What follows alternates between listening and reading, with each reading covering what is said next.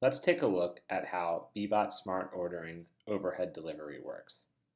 So, guests place their orders from their phone, and once they do, you can see the overhead unit lights up green, letting the service well bartender know that there's an order waiting. The service well bartender makes the cocktails, places them in the tray, and hits the button on the panel.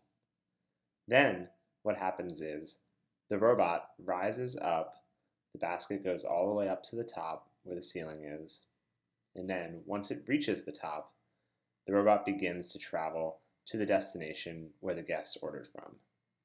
When it gets there, the robot will drop the tray onto the table and it'll be done. To find out more, why don't you contact sales at bbot.menu and we'll give you a full overview and a free consultation for installing an overhead delivery unit. Thank you.